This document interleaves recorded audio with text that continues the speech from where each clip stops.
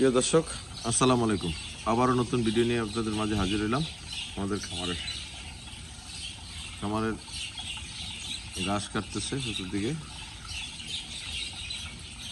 আর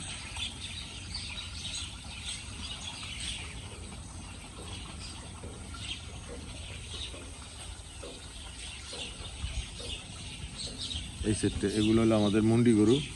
আপনাদেরকে আসলে কোনো মুন্ডি কোনো জাত না। আপনারা অনেকে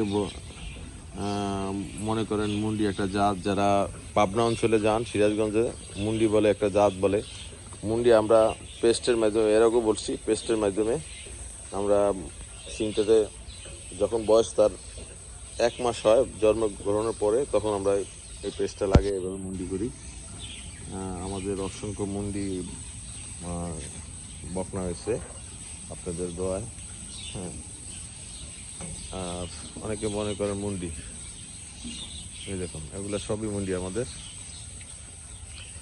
খোফা মুন্ডি, ওই মুন্ডি, সেই মুন্ডি, আসলে কোনো মুন্ডি না। মুন্ডি আসলে মুন্ডি করলে একটাই সুবিধা, গরু মারামারি কম করবে, শান্ত থাকবে। আর আমরা সায়েন্স থেকে একটু জানতে চাই, আমরা বৈজ্ঞানিক পদ্ধতিতে একটু, যে শিংটা যত থাকলে একটু হয়তো একটু দুধ একটু কম হয়, আর শিং না থাকলে একটু দুধ বেশি হয়। কারণ ওটা গরুটা শান্ত যত থাকবে আপনার গরু, ততই আপনার দুধ বেশি হবে। তাছাড়া আমার খামারে আমরা নিজেরাই মুন্ডি করি।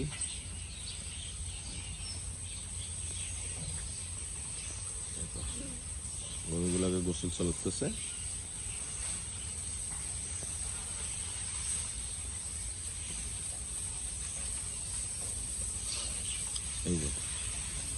এই দেখুন এগুলো মুন্ডির বাচ্চা।